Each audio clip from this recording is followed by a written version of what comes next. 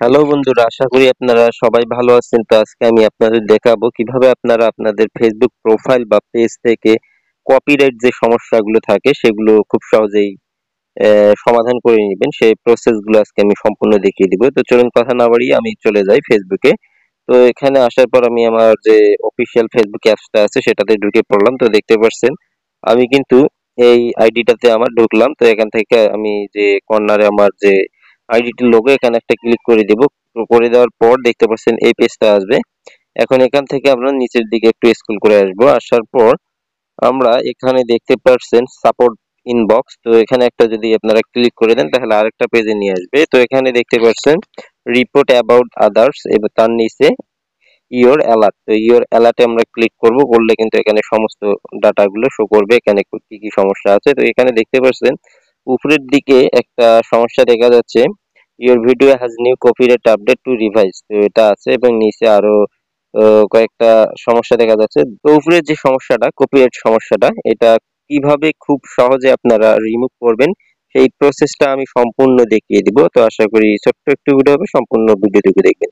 তো এই কপিরাইট যে সমস্যাটা, এটাতে যদি একবার ক্লিক করে দেই তাহলে দেখতে পাচ্ছেন কিন্তু এই পেজটাতে নিয়ে আসছে।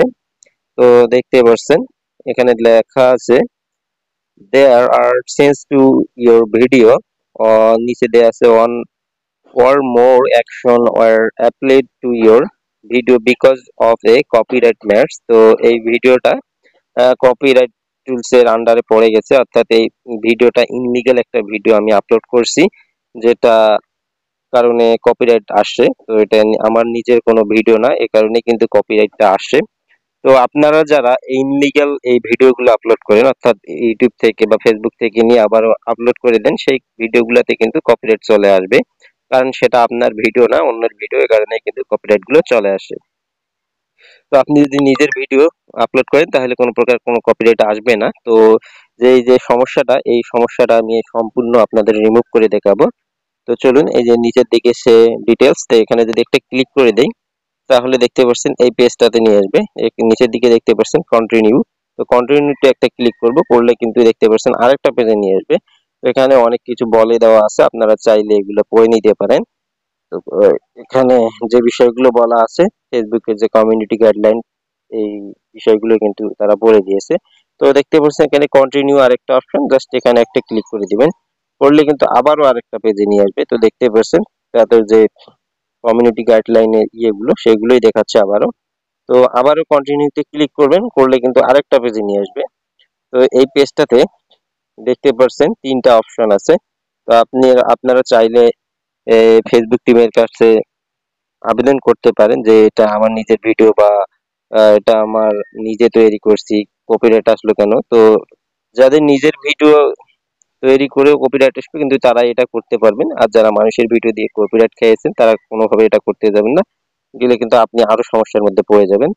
তো এখানে নিচের দিকে দেখতে পাচ্ছেন 3 নম্বর অপশনটি রিমুভ যে ভিডিও, সেখানে ক্লিক করে ডান পাশে দেখতে পাচ্ছেন এখানে ক্লিক করলে এটা অন হয়ে যাবে। তারপর কন্টিনিউতে একটা ক্লিক করলে সেই ভিডিওটা সম্পূর্ণ ডিলিট হয়ে যাবে। এবং দেখতে পাচ্ছেন নিচের দিকে ডিলিট ভিডিও, এখানে একটা ক্লিক করবেন, করলেই কিন্তু সেই ভিডিওটা আপনার প্রোফাইল বা পেজ থেকে সম্পূর্ণ ডিলিট হয়ে যাবে, এখান থেকে ক্লোজ করে দিবেন।